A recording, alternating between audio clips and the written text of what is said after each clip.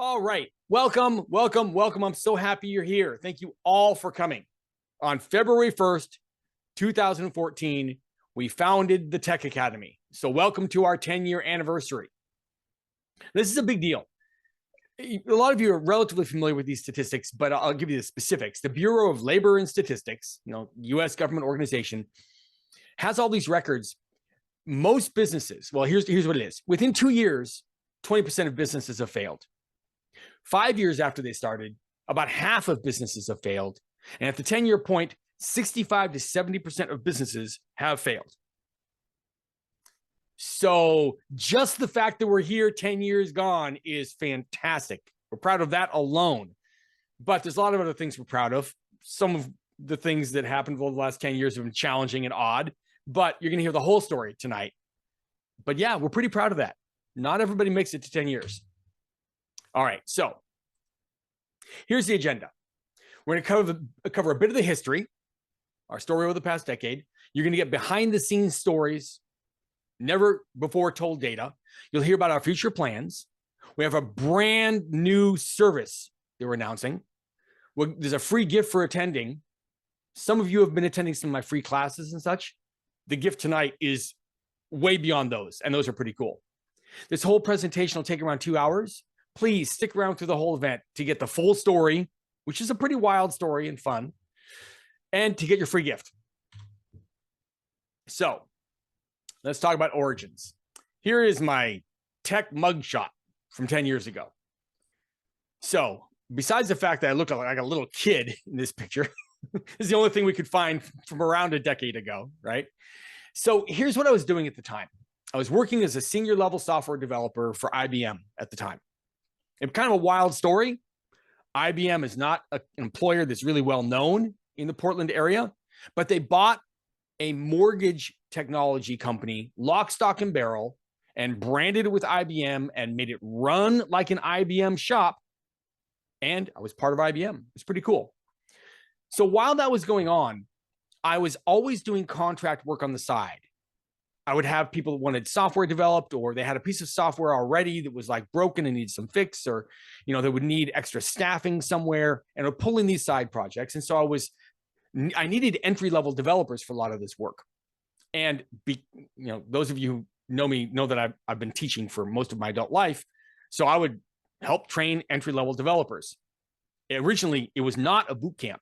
It was Erik's loosely organized tutoring service to create people that he needs for side contracts.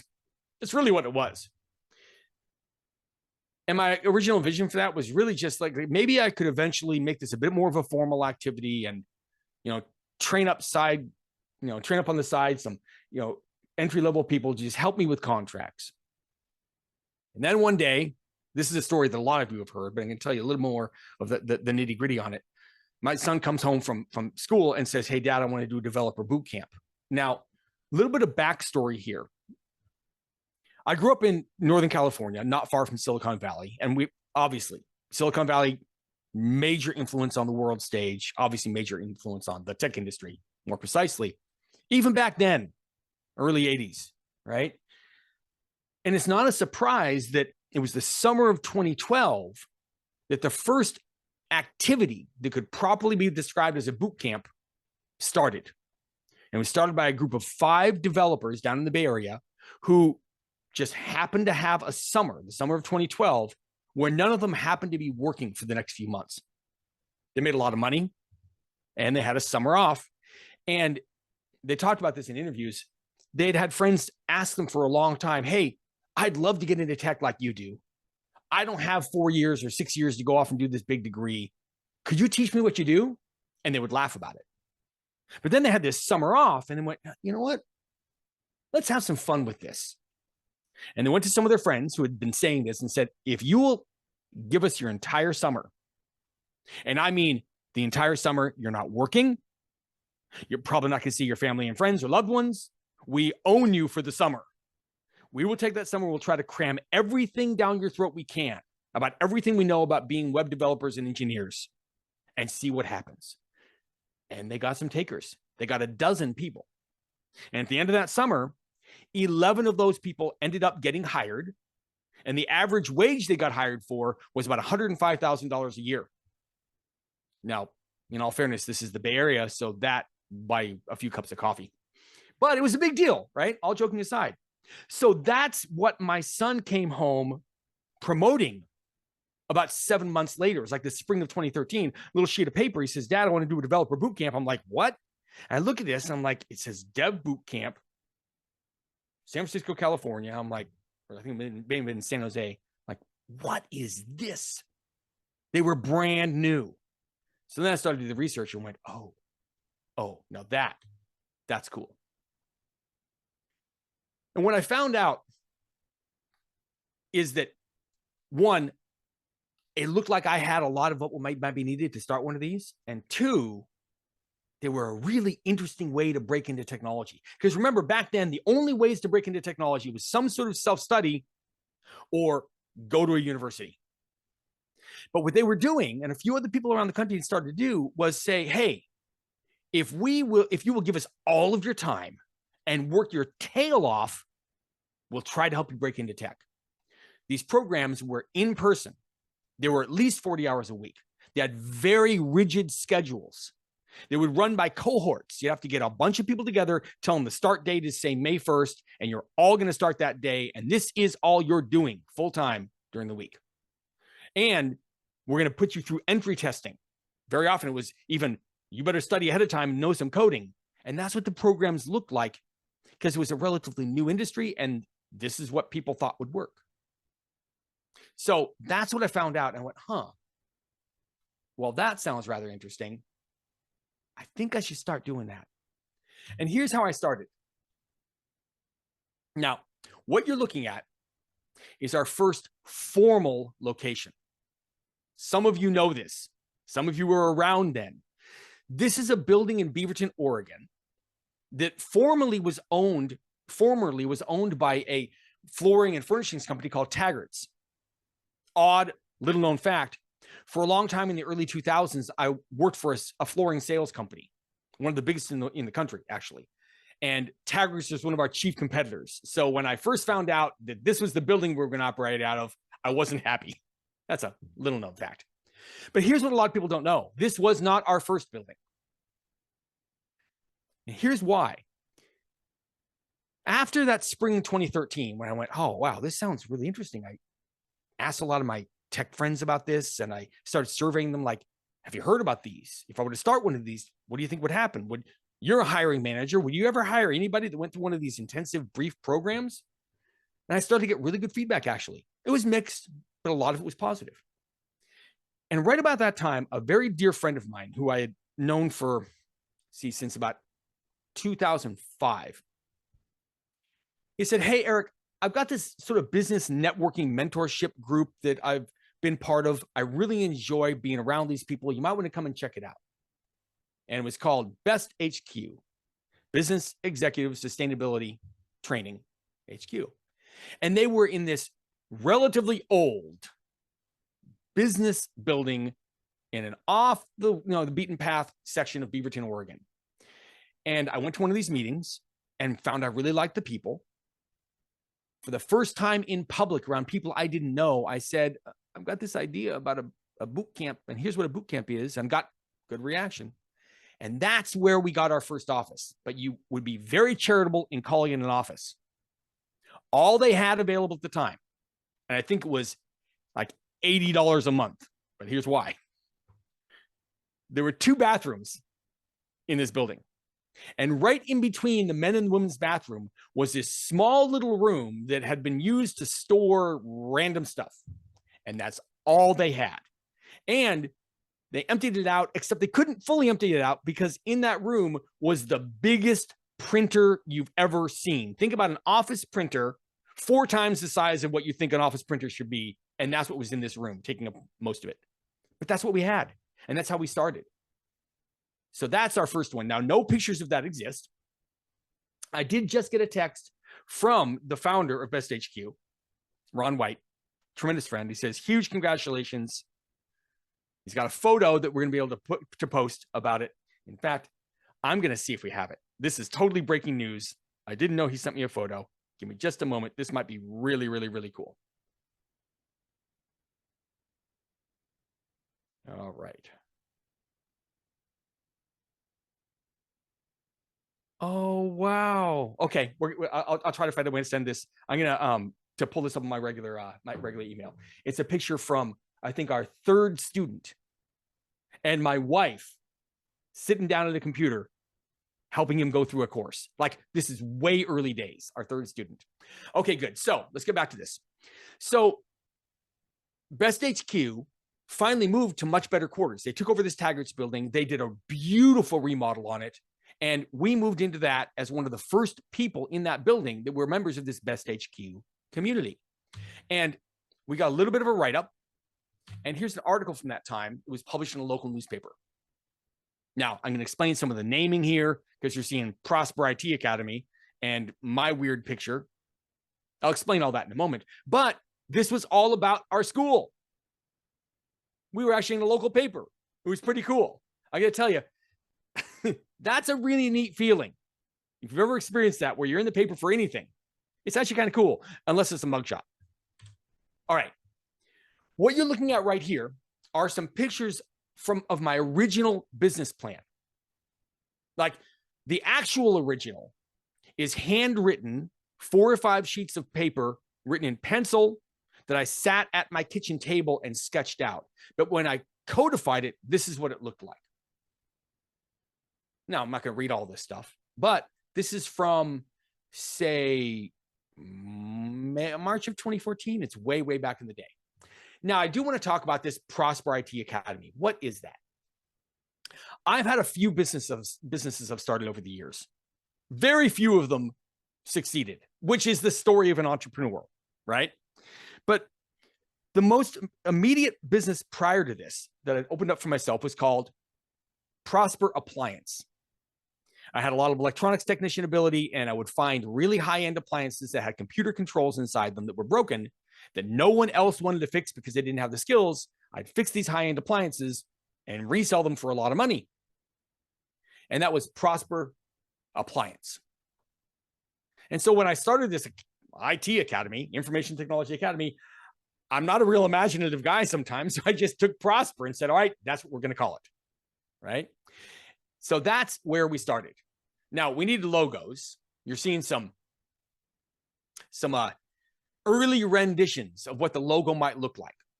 Try to make it all formal and everything, right? We were working with a local marketing company on this one. But even before I went to the marketing company, I reached out in my local network, my warm network, my family and friends. And I found a 14-year-old kid who was a classmate of my son's, who was an aspiring graphic designer. And he took a stab at making something. So even after going to this marketing company and getting all these renditions, this is what we settled on. It was our logo for several months as we launched. It became a formal activity. And it was created by a 14-year-old kid. It was a classmate of my son's. I'm still friends with the guy today. He's doing really, really well down in LA, working in entertainment. And he's just a fantastic dude. I thought that was kind of cool. So this was by the way, what you're looking at, this is our original website. Clearly, I was a software developer, not a web designer, because this is not an attractive website. But this is how we started. So we have this Prosper IT Academy. The story behind this is there's a gear there because it was an engineering kind of focused thing. And what it was in the beginning was just me. I was basically acting as a tutor. I took what I'd been doing informally on the side, and I would tutor people through, what do you need to do to break into the industry? I would hand out assignments daily. I would come up with whatever was, I would stay one step ahead of the students I had at the beginning and come up with an assignment for them to help them lead them through what you would need to know to be able to learn to code. Like, as an example, I was teaching C#, which is a programming language. And I found what I thought was a really great book called the Little Yellow C# Book. You'll still find it online today. The symbol is a big old yellow duck, right? And I would go through there and just create an assignment based on some of the material. And I'd either have them read part of that book, or I would create some sort of exercise from the book, and I would just give it out to them right ahead of where they were, right? And I would do this from my desk in those offices concurrent to working on my contract at IBM. And so I'd have to switch between doing all my coding for my job, switch for 5 minutes to help handle a student with something, and then go back to coding. And it was wild. It was a lot of hours because I had to keep everything up on my regular job, right? So clearly it was not scalable. There's no way this could scale. There's no way I could help keep this running. And I saw that the writing was on the wall. I was proud of what I was doing, but there's no way to build it, right? But the biggest thing is I could see that there was tremendous potential there, and I could really help a lot of people because I love this industry. And I really like helping people break into it. I love teaching technology and having people have those aha moments, but I knew that I couldn't scale it. So this is when I reached out to Jack, my co-founder. Now, why? Why Jack? Well, a lot of reasons. One, we'd been friends for decades at that point. And he had experience in the areas I didn't. Not only did he have teaching experience, which paralleled me really well, but he had extensive administrative experience. And I got to tell you, in the same way that just being a good coder doesn't necessarily make you a good teacher, being a good teacher doesn't necessarily make you a good runner of a school. And I knew that. What I also knew was that we both shared the purpose to help others. He's a very hardworking guy and no nonsense and knows how to build a thing. But at his core, his reason for being is to help others. And when we talked, what we realized is that that purpose could be accomplished through our school. And we discovered together that the true purpose of what became the Tech Academy was just to help people. That's what our purpose was. It's become refined, but that's at its core. Our purpose, the purpose of the Tech Academy was not to make a bunch of money. Yes, you have to survive. The economics demand it. But our purpose was to help others from the very beginning. Now, this is around the time we decided to change the school. Why did we change the name of the school? Why?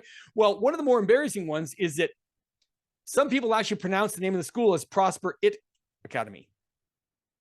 Prosper It Academy, which absolutely destroyed me. I'm like, it's IT, it stands for information technology. And I thought everybody knew that, but they didn't. And so they called it It Academy.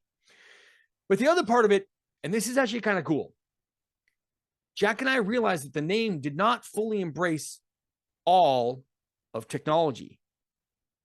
IT, or information technology, technically embraces only a portion of technology: computers, networks, digital information. And we are motivated by helping people in all areas of technology, which you'll see more of in the future. So we surveyed some new names, and we arrived at the conclusion that the Tech Academy best encompassed what we do. And so in 2014, the Tech Academy was born. So when we look at this 10th anniversary, there was all that prehistory I went through. But the formal thing, the Tech Academy, began in 2014 on February 1st. This was our original website for the Tech Academy. You can already see it's a little bit better than when I put together a few slides before, right? It's got some nice branding colors there, and you're starting to see some logo stuff going on. And I want to give you some fun facts about the logo here. We worked with a Portland-based marketing company, and we landed on an orange and dark blue color scheme. Why? Orange conveys warmth, creativity, optimism, friendliness, and an approachable feel. And dark blue represents professionalism, stability, trustworthiness, and strength. This whole area is fascinating to me, by the way, this whole color area. The combination of these colors represents our goals to make technology accessible to all people, and it also represents the path we provide to a stable profession. And there's this moment I want to share with you. Jack and I were meeting with this marketing company, Spot Color Marketing, back in early 2014. And we're discussing logos and colors and positioning. And they asked a question. Jack and I were talking earlier today. I don't remember the exact words, but it was basically like, what sort of like symbol represents why you guys are doing what you're doing or what you're trying to accomplish? And it hit me like a flash from the blue, the symbol of a bridge. because this is a personal thing I'm going to share with you right now. It's legitimately painful and frustrating to me that the area of computer technology has been over the decades made to be so unapproachable and hard to understand for a lot of people. It really legitimately bothers me that it's been made that way. Now, I don't know all the reasons behind it. I know some of the approach to teaching it that may be flawed, but I don't think that barrier should be there at all. And so that's why that bridge made so much sense to me. All right. So here's the current logo. Still the same symbol of the bridge. Nice and clean. Absolutely love this.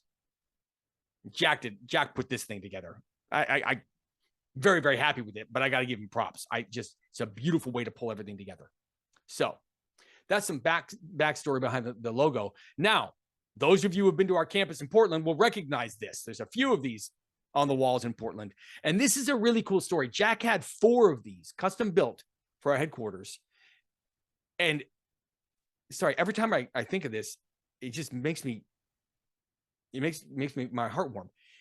Jack actually stained and installed all that decorative wood. He put that entire thing up. Like, he didn't have to do that. He could have hired somebody. Like, every time I see this, every time I stand in front of it for a video, every time I walk into one of the rooms and see it, like, it makes me so happy. So that's a little bit of the story behind the wall logo. And I believe he actually found the person to manufacture it. It might have been on Etsy or one of the online sites, but they did a phenomenal job. All right. Now, this is key.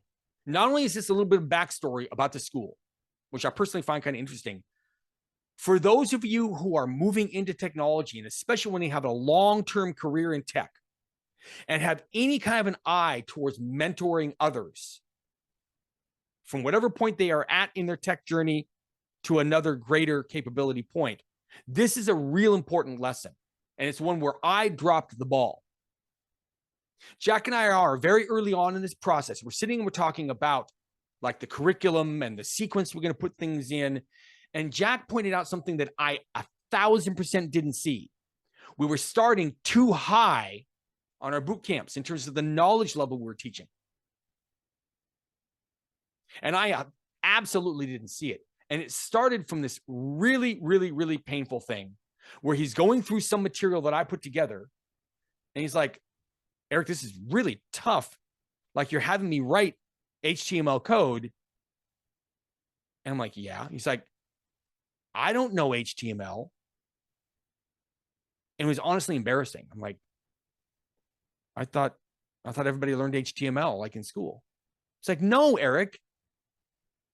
People don't automatically learn HTML in school. I'm like, oh, wow. And I had to really open my eyes and pay close attention to what is the actual knowledge level in the technology space that someone's going to arrive at our school with. Jack was so helpful in this. Because look at it, we didn't have any computer basics course at the time. The first course was an overview of software development course. It was composed at the time of a bunch of Microsoft, educational videos, and it was riddled with undefined technical terms. It was not easy to get through. So Jack sat down and actually created the computer basics course. Those of you who've gone through the program, to whatever degree you found that course valuable, you got Jack to thank for that. Yes, I reviewed and edited and added to his work. But the fact is, that perspective of not having learned all this stuff at the age of 11 and been a complete nerd and immersed in it like I was, that's such a valuable perspective. And the computer basics course came out of that. So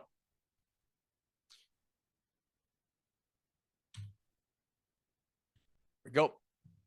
Let's talk about the original basic training that we were doing. The original boot camp, like I said, it also assumed that students knew HTML and CSS, but most students had no web development experience. So Jack points out, hey, Eric, we need an HTML and CSS course just to lay in those fundamentals. So we created the course. We worked together to flesh out the rest of the curriculum after it. And it worked well because I had years of technology knowledge experience, and Jack ensured that we were comprehensible by making sure we approached it from the right gradient, a low enough level that the average student would understand it. And even though I've tried to do that well in my career prior to this, I found that his perspective was invaluable. I would all too often come in with what I thought was entry-level material, and I would be assuming too much prior knowledge. So for those of you who attend a lot of my classes, and I harp on the fact that a lot of educators assume too much prior knowledge on the part of the student, that was me, and that's how I learned that painful lesson. So this first boot camp was a .NET boot camp. Microsoft .NET technologies, that's what I was most skilled and experienced in. The boot camp was 10 weeks long. You had to do it full time. You had to put in 40 hours a week. We had roll calls in the morning at the beginning of class. It was $10,000 for the tuition, and it was in person only. Virtually all the content was made by other people at the beginning. Content would be like, read the first 3 chapters of this book or watch this online video series. Now, don't get me wrong, it was halfway decent material, but it wasn't ours. We sequenced it in what we thought was a logical way, but it wasn't ours. That's how we started. It's how we had to start. We couldn't just take a year and a half and create a custom curriculum and then launch. So what we did is we turned each course that we were developing into a document. It contained a list of all steps that should be completed in sequence for that individual course. It included links to online resources the student would need. And that's what they were. We would give people the document. A big upgrade was when we put all those documents onto a USB thumb drive, and we'd hand those out to students. At that point, gone were the days of handing out handwritten notes, emailing people what their next step was, telling people the next steps verbally. That's really good because there's no record of it. So it became a little more of a professional, organized activity, right? So it's an important thing I want to talk about here that isn't just like a really significant aspect of our history, but can help you if you're ever trying to build something in life. In the beginning, Jack and I did everything from marketing to instructing to job placement. I mean, for example, in the early days, we would personally give all tours and interview all prospective students. But little by little, we figured out each distinct position that was needed. We documented what we learned by doing these things, and we began hiring and training additional employees. And that pattern just continued over and over again. There's a lot we could say about that, but we realized that we couldn't do it all ourselves. It would never scale. And so we grew. I'm going to tell you something personally, though, and Jack and I were talking about this earlier. He feels the same way. We really do miss the student interaction, because at the beginning, it really was us doing everything. And when you meet with someone and find out their hopes and their dreams and their goals and their worries and their fears, and you help them through this entire curriculum, and you help them through job placement, and they get hired, and then, you know, a few months later, they tell you how well they're doing on the job and their life has changed, man, that hits you. And so we do miss that. Spoiler alert, we have an announcement at the end of this presentation that you're probably going to love, and that'll help us be a little bit closer to the students. It's pretty cool. So let's talk about the first big hiccup. Beyond the fact that we started out with a little bit of ragtag, like hand-grown curriculum, and we kind of had to put more and more order in. This is the first point where an external factor, besides Erik's maybe lack of organization or not being the most perfect establishment person, came in and bit us in the butt.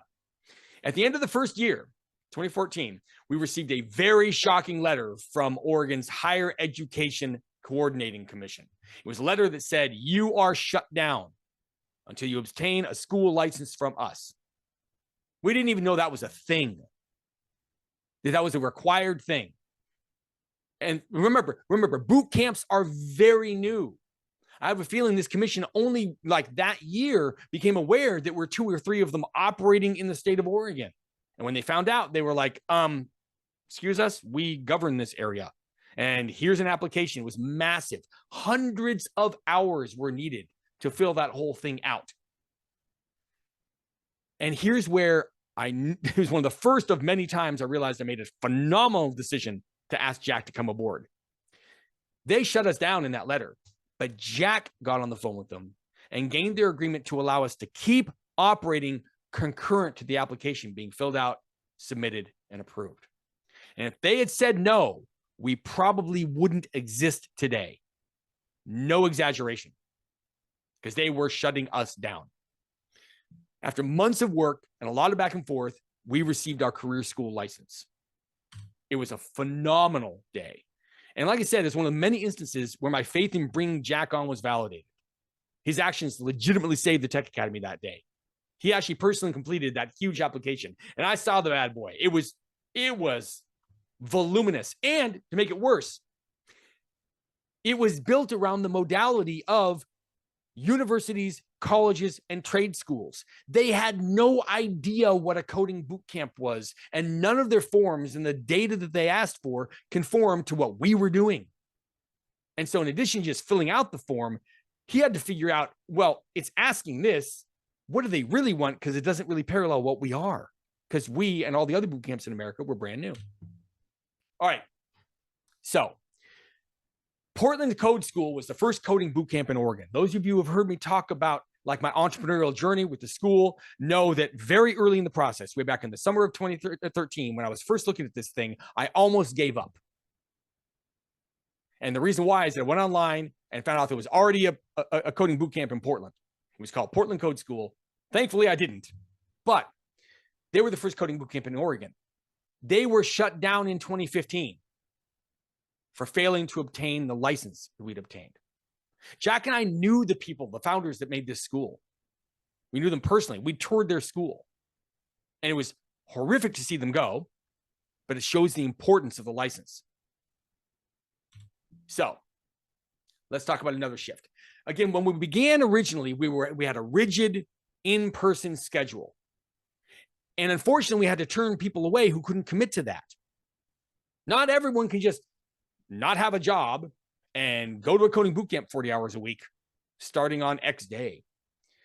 Here's what the background of this shift really was, though. There were two people that really made a huge difference in Jack and I, our thinking, and what the form of our school is today. We had a working mom who really wanted to attend the school.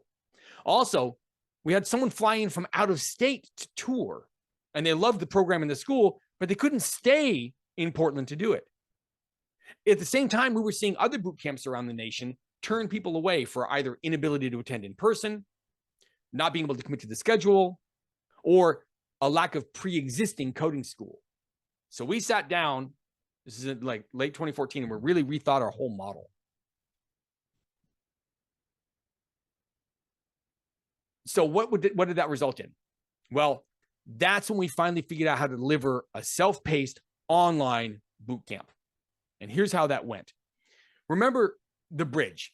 This is there to represent our desire to create a way across the chasm of lack of knowledge and inability to effectively use technology to high degree of knowledge and high ability to use technology. And remember, our courses were documents with links. So we made two very important changes. One, we got rid of rigid class requirements. Instead, students committed to just a minimum number of hours per week. That was a big deal. If you can put in a minimum number, we will take it upon our end to help get you through. And secondly, we uploaded our cloud courses to the cloud. Now, I know we were engineers. Listen, we had a lot going on. We hadn't moved to this stage yet.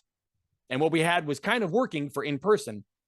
But if we're going to do remote, online, we have to have our stuff in the cloud. And this finally opened up the door for online training. An important point, other boot camps were not doing this at the time. Now many of them do, but it was a new shift. Okay, shift. Let's speak of shifts. Ooh, man, this is a painful story to tell, even all these years later. We have had our ups and downs. As an example, in 2016, the FTC, the Federal Trade Commission, launched an investigation into the top coding boot camps in the country. And we were already in that list. So the FTC, the Federal Trade Commission, is the United States federal body that governs commerce. And they have wide, sweeping rights to just really affect a business. And we received a letter that we were included in this investigation into top coding boot camps. And at first we're like, this makes no sense. Why are we even on their radar? And here's how it happened. It stemmed from a consumer complaint about a competitor with false outcome stats. Now, to be even more precise, the competitor wasn't even legitimately a competitor because they weren't in the bootcamp space, really. They were one of these, I won't say it, but like comparable to like Delta College or a few of these other trade schools, if you will, that had some technology courses they were teaching, and they were promising certain outcomes, and they were not delivering those outcomes. But it wasn't even boot camps. But because we are now teaching people in public and we're noticeable because we're successful, the FTC sent us this letter, and it scared the holy heck out of us. I can't tell you what a letter like that feels like. I hope you never experience it. So we hired an attorney, and we spent months of back and forth with FTC letters. We were 100% transparent. We offered over every single record about who we are and what we do and all outcomes, everything. They even went through all of our company emails, and the investigation lasted a year. It was not fun. And finally, Jack receives this email from our lawyer. Jack, just received a call from the FTC. Their attorney told me the FTC has closed its investigation of the Tech Academy without any action. You're done. They said you no longer need to preserve the records we sent them. She also told me she couldn't send me anything in writing about the decision unless we want a formal public filing. She said most schools don't want that publicity. Congratulations on hanging in there while the wheels of justice turned so slowly. So the result was they found no wrongdoing. We were fully cleared. The investigation into the Tech Academy was dropped. We were found to be 100% truthful in our outcome reports and our promotion materials. Unfortunately, not every school was so lucky. A competitor was found guilty of misleading outcome reports, and they had to pay a hefty fine. So while we are ultimately happy with how this chapter went, I got to tell you, man, that's a degree of pressure that I hope no one has to experience. We're tough when we made it through, but that's a little known story from the way back when. We've also had some dumb moments. I can't believe I'm going to tell you about this. So in the words of Oscar Wilde, experience is simply the name we give our mistakes. So we have a lot of experience. Here's an example. In 2014, we were contacted by a technology staffing firm to train up some of their staff. That was super exciting, right? Word had gotten out that we're here, and they approached us and said, hey, we've got some people who want to train. They want to train some of their staff in Python. Now, again, we hadn't made our own custom material yet. And so I told Jack, hey, there's this particular tutorial series on YouTube. I'm familiar with the guy that instructs. I like his approach to instructing. Let's use that. Now, we didn't watch all of the videos in full ahead of time. Dun, dun, dun. So we built our first Python course, had custom assignments on it that paralleled, the titles of the videos and the subjects that were going to be taught in this YouTube channel. And they sent over 2 employees, and they started this course. And on day 3, the students no-showed. And we got an irate email from the company's president. Why? In the videos, the instructor used some nasty profanity. Won't even get into what it was. It was unbelievably unprofessional. And while I was extremely upset with the guy in the video, who can I blame? We didn't watch the whole thing. We had to refund 100% of the money. There were many lessons learned from that. But from these mistakes and others we made over the years, we grew. This is an important point. We didn't try to be right and push back. While there are a lot of things we've done right over the years, and we're still around and still, helping many people break into tech, like anyone, we've made our fair share of mistakes over the years. But we use those mistakes as a motivation to change and improve. And I know we're not unique in that. That's the story of life. But it is all too easy to do the other route and push back when you did something that wasn't really that great. So that's that story. Let's talk about curriculum. Curriculum-wise, the first step was to fully lay out what are all the steps for our boot camp. And on the screen here, you can see my curriculum notes from 2014. Reminder, at this point, we're using virtually 100% external content. We hadn't created our own curriculum.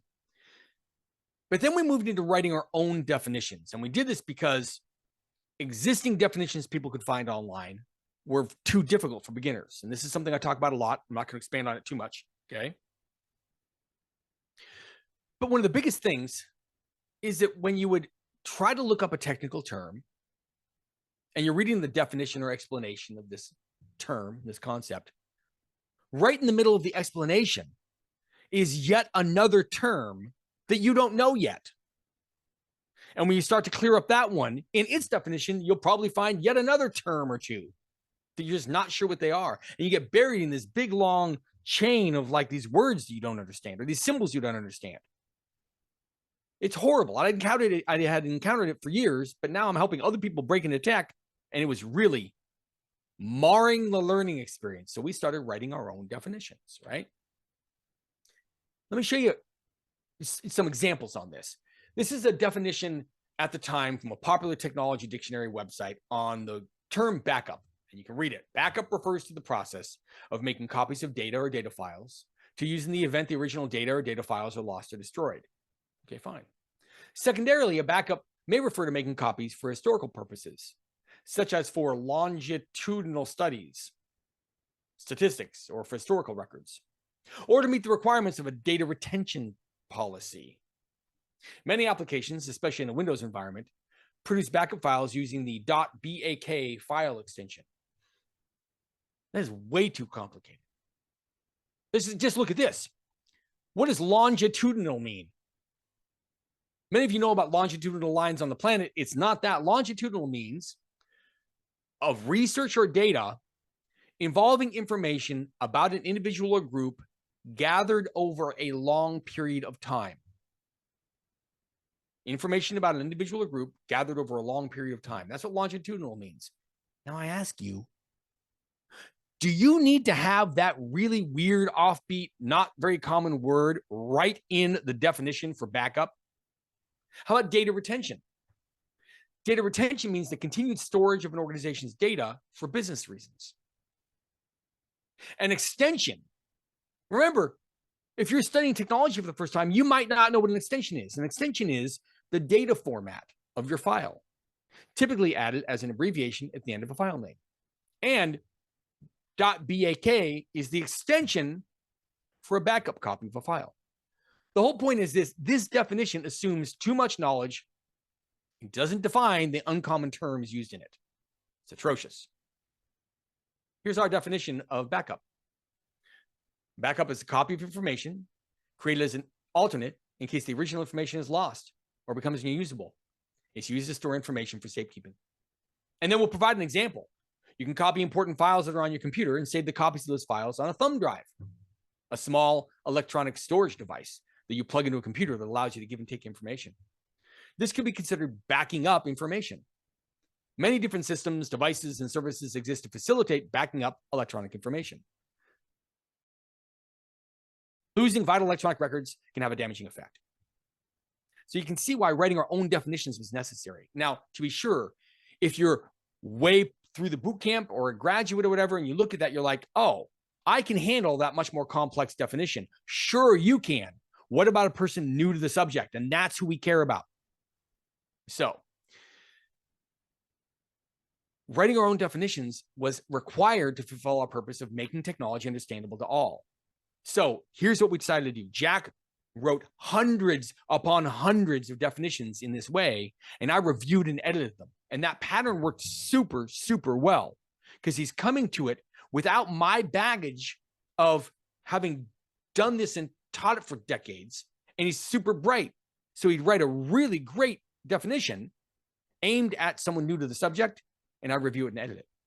And then we moved on. We started writing our own articles and our own assignments for people to do practical things.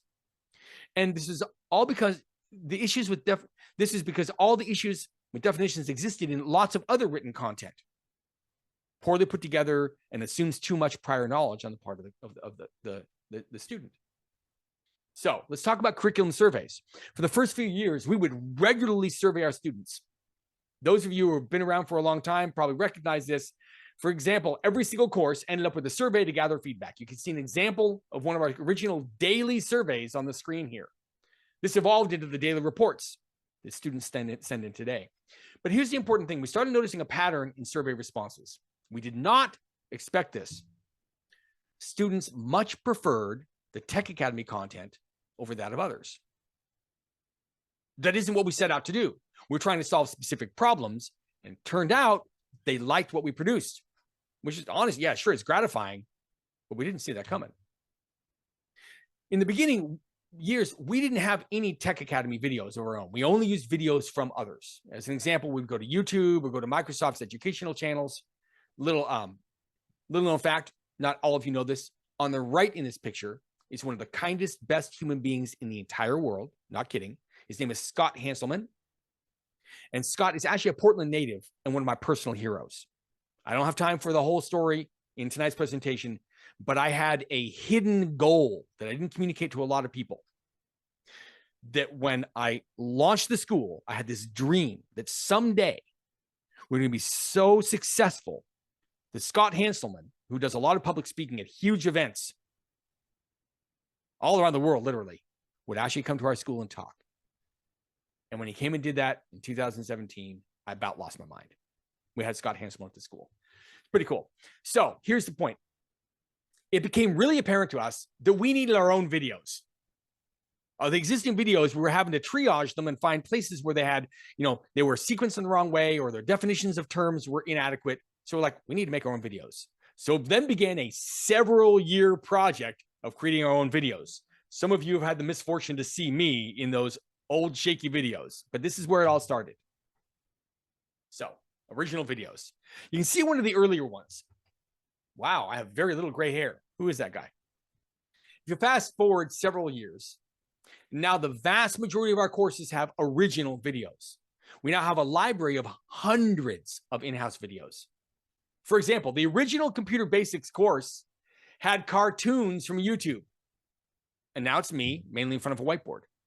Currently, we're re-recording our HTML, CSS, and JavaScript videos that are included on every one of our boot camps. So they're 4K, and they have a whole lot of other cool upgrades. Whereas in the beginning, 100% of our content was unoriginal, meaning made by others. Now nearly all of our content is original. That is an accomplishment of such unbelievable magnitude, I can't even express it. It's hundreds and hundreds and hundreds and hundreds and hundreds of hours of curriculum.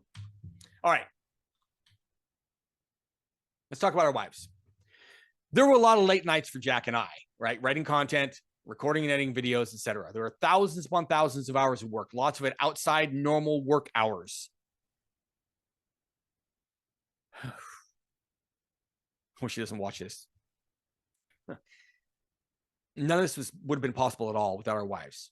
My wife, Cherie, and Jack's wife, Emily. They honestly deserve as much credit as anyone for the success of the school. So if they ever do see this, thank you very much for your love, support, and help. Okay. All right, expansion. In 2017, we decided to expand the Tech Academy, and we opened our first branch, Tech Academy Seattle. This is a really cool picture I hadn't seen in a very long time. It's my smiling wife in the back, right? That was a blast. Following year, we opened up a campus in Denver. And on the heels of Denver was our Salt Lake City campus. Like really well laid out, gorgeous campuses.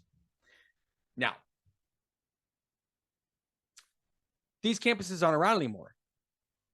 Anybody got a guess as to why they aren't? Anybody want to throw in the chat why they think these campuses aren't being used right more? Bingo, bango, bongo. Ben wins the award. COVID. Jacob says it too. Yes. Welcome to 2020, which started with Australian wildfires, and we thought that was going to be the wildest thing would happen that year, but no, it wasn't the wildest thing. When COVID hit, the government shut down, among lots of other organizations, all schools. Now, why is this important? I know we said that we had transitioned to a model where we could deliver online, hence remotely. But before COVID, the majority of our students were local, meaning they came into one of our campuses. The whole reason for these external campuses was to provide more opportunities for in-person education. By survey, a lot of our students really wanted that experience. Some of them liked remote. A lot of them liked an in-person experience. And we handled that by having our Portland campus, where we started, handle all of our online people, and then we would have students to come into these individual campuses. With the shutdown, we had no reason to maintain these external campuses. So it was rough, right? We weren't allowed to let people into the schools. So we made a really tough choice to consolidate and close up the shops in Denver, Seattle, and Utah, and to convert to 100% online delivery. And like a lot of people navigating that really wild situation, it was a hard call to make, but it ended up being the right call because it took almost a year for the schools to reopen, for us to be allowed to have people inside our campus. And we couldn't have weathered the storm that long with all these campuses. But converting to 100% online delivery, which we did in the middle of 2020, turned out to be a wise choice because 2021 ended up being our highest enrollment year ever. And by the way, as a note, while anybody in Oregon as a student can come into the campus in Oregon, no one does. Everyone chooses online study now, so additional campuses aren't even needed. But yeah, that was a pretty wild story. So there's the COVID story. Let's briefly talk about books and our dictionary, right? There's a story behind each book and our dictionary. In the interest of time, we'll share a lot of details at a different event, and we're going to have many more anniversaries to come.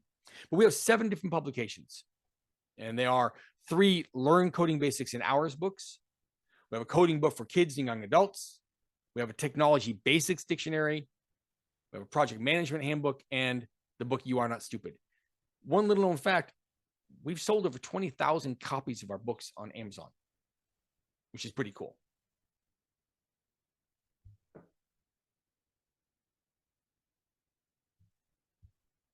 Okay, so quick thing about these books. We have a little bit of time to talk about it.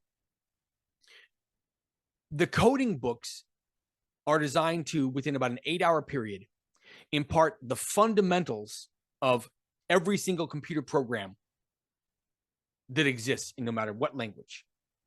We designed the first 40 pages of each of those coding books to be a virtual primer on the fundamental basics that anyone trying to break into coding would do. And they parallel how we teach in the school. And it's part of why they're so popular. The Basics Dictionary, Technology Basics Dictionary, we have updated that at least twice because we constantly find new words that need definitions and the existing definitions aren't adequate, right? But finally, You Are Not Stupid. It's our baby. We'll have a lot more to say about that in another event, but I tell you what, if you, and this happens for a lot of people, when anyone finds out that you work in technology or studying programming, whatever, if you work with computers at all, you suddenly become the de facto tech support person for your entire family and circle of friends. Is this true or is it true? All joking aside, if you want to handle that, just have them read You Are Not Stupid. It'll erase all of their mystery and confusion and worry about technology, and they won't be calling you for tech support anymore. It's pretty cool. That wasn't something we were setting out to do, but we've heard that story over and over and over again. All right, let's get closer to the future here. Or to the present, sorry. The future is coming real soon, and you'll love it. We started with the one boot camp, and it was really just, what is Erik already skilled at? It turned out to be Microsoft development using these .NET technologies. So of course we're going to start there. But now we have 12 different boot camps. Every single one of these boot camps has been approved through the Higher Education Coordinating Commission. And they're, as we said earlier, it's very thorough what they put people through on these to make sure that this is adequate curriculum for the industry. And at this point, that commission is pretty skilled at working with coding boot camps. And so they look very thoroughly at it. The fact is that with our latest release, Artificial Intelligence Developer Bootcamp, we have more certifications than any other code school on earth. We're very, very proud of that. Each one of these is quite an accomplishment. And it's a variety of routes into tech, right? Now, Not all of you know about this. We also released automated versions of each boot camp. And these are versions of the boot camp that can be completed without instructor support. We did this in response to the market. People were asking for this. And what it did is it allows us to reduce prices on these automated boot camps because of the low overhead involved with them. All you really have when you go through one of these boot camps is a student forum for communication about it, but you don't have access to instructors. And to be very clear, we still offer instructor-supported boot camps. That's what most people do. Instructor-supported boot camps are more popular, more effective, but these automated boot camps, they open the door to people on a budget to break into the industry. But again, this is what our mission is all about, is to help people break into technology in whatever avenue they want. And these automated boot camps have been a real key element of opening it up to more and more people. There's another area we're going to open it up to that is really cool. I'll talk about that in a moment. I'll tell you what we're most proud of, though, in all of this. It isn't the mere fact that we've survived all these challenges and survived COVID and everything. It's the fact that at this point, we have over 1,000 graduates working in the technology industry. I'll tell you a really interesting story. Most of you know that through the entire period of these last 10 years, the Tech Academy's been built and growing. I've remained a working software engineer. There are time periods where I've worked pretty intensively at the school, especially towards the beginning, but I've always maintained a full-time job as a software engineer or in technology at some point. We did that on purpose. One of the primary reasons was, especially as we started designing our own curriculum, I wanted that curriculum to be infused with present time, on the ground knowledge about how the industry was working. And that's worked really, really well. We're never out of date on curriculum because I'm out here living and breathing it. So there's a really cool story that happened. This is about 5 months ago. For my regular day job, I'm in Salt Lake at a big giant conference. There's hundreds of people there. And a bunch of the clients of the company I work for are arriving for various meetings.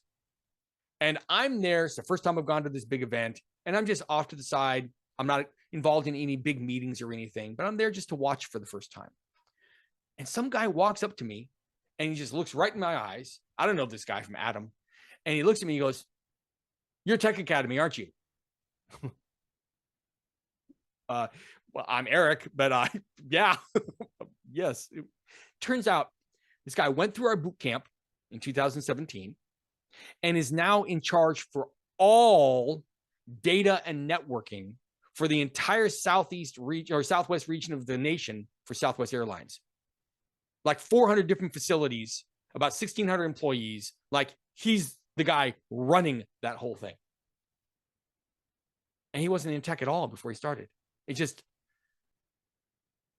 so when I say, like, the thing we're most proud of is that we have 1,000 graduates working in the technology industry, it's true.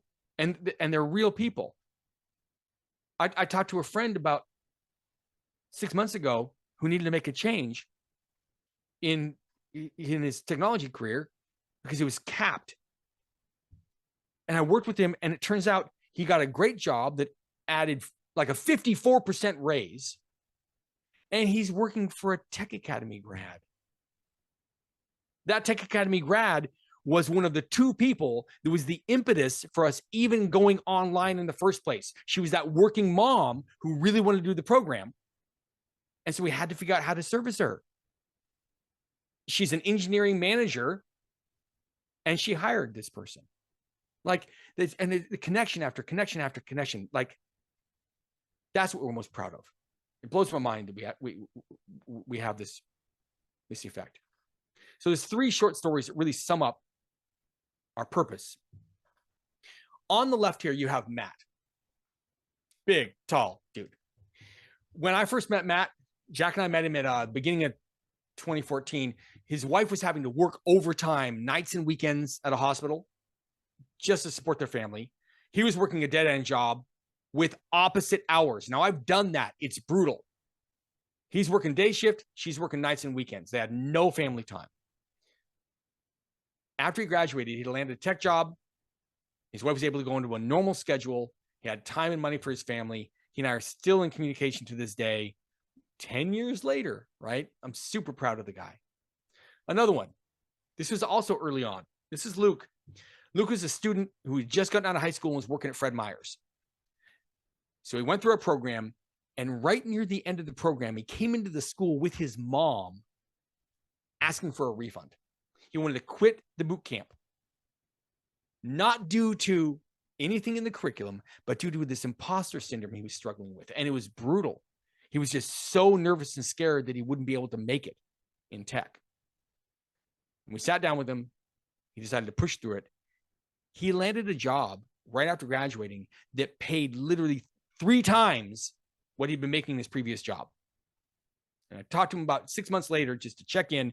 He was very, very glad he stuck through it. Now, this last one, it's just one of the most lovely pictures. That's a nice pair of shoes. Like, that's Cinderella fairy godmother stuff right there. Okay, so this shoe belongs to Andrew Gwen. One day, Jack and I noticed that on Facebook, we got tagged in this picture of a completely destroyed shoe. Obviously, we were like, what is this all about? But here's what the caption read on the post in Facebook. Every day coming to work, I wore my extremely worn down pair of work shoes. I've used this pair of shoes for years now, and at this point, they have holes and are tearing apart. I kept wearing these as a reminder of where I am in life and my motivation to do better. But after graduating the Tech Academy, I accepted a job offer yesterday that meets my career goals and will provide enough income for my entire family. Most importantly, I can retire my parents. All the hard work is paid off finally. I just want to say thank you for all the friends and family that have shown me support through all my struggle. Most notably, thank you to the Tech Academy staff and all their advice, support, and help. I couldn't have done it without you guys. And it's our friend Andrew Gwen. That was a very pleasant surprise to find on your Facebook feed. These stories and hundreds of others like them, these are why we do what we do. Now, let's talk about future. In the future, we're going to release self-paced online introductory classes, things such as introduction to coding in various languages, introduction to artificial intelligence, the computer basics course. Any of you who've gone through the boot camp, remember the computer basics course. We're looking at a self-paced introductory version of that, right? Online and more. There's a lot more coming that way. This part's exciting. Let's talk about Tech Academy International. Through the use of artificial intelligence translation software, we are releasing our automated boot camps in all major languages on Earth. This means our content will be delivered all over the world. It's only recently, obviously, that AI has gotten to the point where we can do this. But the beauty of it is it opens up this route into tech. And tech as a career is vital and strong in most nations on Earth. But what's lacking in terms of like access to really high quality training that comes from America, which is where most high quality technology training comes from, honestly, is the difference in the dollar, the difference in the exchange. It's just not affordable. But with AI able to automatically translate things and deliver them over the internet, we're hoping to open up what we do to people all over the world in their language, which is pretty cool. Now, this brings me to the special announcement I mentioned earlier. And those of you who have been attending some of our free classes have heard me talk about it a lot. The Tech Academy is proud to announce a brand new service, the Tech Academy Accelerator. The first iteration of this service includes access to 100 or more educational videos and weekly hour-long group sessions with me. I want to expand upon that. These are not intro classes. These are classes from an experienced technologist covering current, more advanced topics. And when I do the workshops as part of this, there's a Q&A with me. I work in tech each and every day. I can do a very deep dive into subjects and personally guide you through all of them. There's a lot more I could say about it, but I'll just describe it this way. I have wanted for a very long time to get back to being able to sit down with people who are on their journey into tech or are already working in tech and just help them any way I can. I miss that tremendously. And so that's what is one part of this accelerator. In the future, there'll be other elements. I'll talk about those in a second. But the first iteration is access to 100 or more educational videos and weekly hour-long group sessions with me. And it's disgustingly cheap. It's $9.99 a month. It basically covers hosting. We're not doing it as making money. We're doing it, one, to satisfy, honestly, this joy I get from working individually in a group with people. And two, to make what we have available to people to help them in their careers. Okay. So initially, there's a private group that people can come into on this. It's on a platform I use called Course Creator Pro. And inside there is forums and communication with me and all of those 100 or more educational videos. We'll also, in the future, be adding our library of, not many people know this exists. We have over 100 mini classes that we've created over the years on a variety, like a huge variety of subjects. They're not full boot camp classes. They're mini classes, deep dives into one additional, one complete subject, and they're really good. Jack and I are great at putting these things together. Those are going to come out very shortly as part of this service for the same fee, and they'll be hosted in our learning management system that you're all familiar with. They're rapid, self-paced online classes in a wide array of topics. So who's Accelerator for? It's for everyone in tech, including students, graduates, the general public. Our mission to bridge that gap between you and greater ability in tech is exemplified by this. That's what we put it there for. Access to me, access to a huge library of training videos, and a huge library of mini courses. So what we're asking you to do, if this is at all interesting to you, is to sign up tonight. We'll give you the first week free so you can actually see the video library and start consuming it. And you can attend my very first workshop, which is this Tuesday evening, February 20th. This starts now. And I forgot to mention, inside the private group, you've got an opportunity to just tell me, what would you like to learn or talk about in these weeklies? And that's I want that. I want to hear from you. And I want to be able to teach the things that you want to learn. So in the chat, you'll see the link to register for the accelerator. All right. There's a question about it that I'll answer in a moment from Jacob. It's a great question. But while this link is there and people are clicking on it to look, I want to tell you what's going to happen. It'll take you to a form. You can fill in your name, email, and make a password. You'll get a confirmation code emailed to you. Just copy that code and enter it in the form. You'll enter a card for this. But please note, you're not actually going to be charged right now. If you get a message that says payment successful, it just means that your card's been marked as valid. You put in a valid card number. You have a 7-day trial. So what we're asking is, please sign up, attend that first event this coming Tuesday, start consuming some of that content that's in there, and then decide. You can cancel anytime within that first week without getting charged. And you'll instantly have access to all the videos. And you'll be able, like I said, to attend that first workshop within that 7-day period, and then decide if you want to move on. As a reminder, what you're getting now is access to that library of training materials, the videos, and access to me through the weekly workshops. And there's a forum in there, and lots of communication will happen. I will be inside that communicating with all of you. Coming in a couple of months is that library of 100 or more mini courses as well. Now, Jacob has a great question. He says, will you cover topics like how to containerize apps with Docker? Are topics like that regular or a bit more advanced than what will be the norm? I love this question.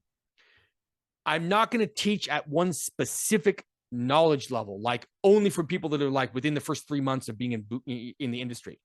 I'm going to teach for anyone from beginner all the way to very advanced subjects. So yes, absolutely.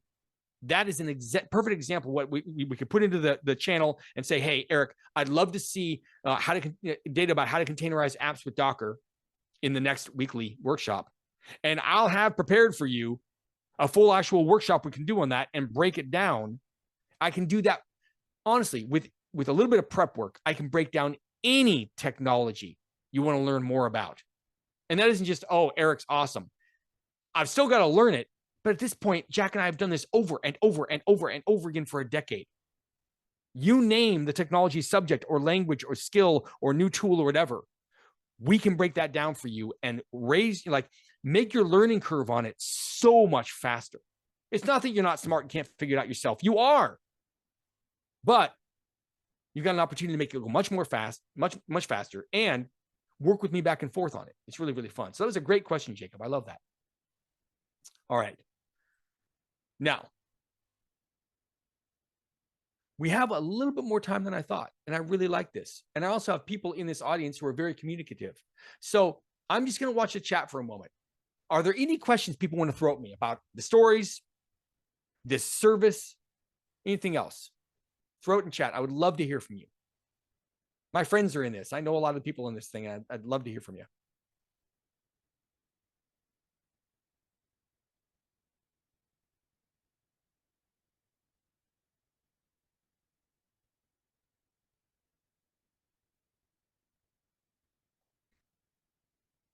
And please stick around for the free gift.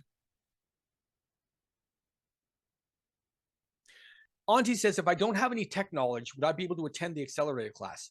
Absolutely. Absolutely. So the accelerator has accelerator, and then there's another question. Accelerator has workshops. Okay. So I'll take these up. Auntie says, if I don't have any tech knowledge, would I be able to attend the accelerator class? 1,000%. One, a lot of the training resources in there would be directly helpful to you at the beginning of your journey. Two, in those weekly workshops that we do, that's your opportunity. If you're like studying on your own or you're going through one of our boot camps or whatever, like you're at the very beginning of your journey and you're like, Erik, I was reading about blank, and try as I might, I absolutely cannot figure out what it means. I guarantee you two things. One, I can help break that down for you right then and there live on the call. And two, I can do it in such a way that even the people that already know about that subject that are on the call or in this workshop will learn something new about it. So 1,000%, that would make sense, right? Cheryl says, you mentioned the new AI class. Can you share more information about it?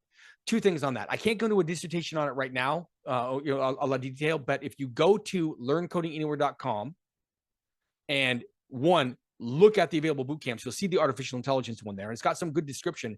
But two, just call into the admissions staff. They are fully briefed on all of the content in these courses, who they're appropriate for, who they're not, what kind of roles you can get. That's a great question about the AI class. It's really good. Arlo says, hi, Arlo. Says it would be great to have a quote unquote post-grad set of classes.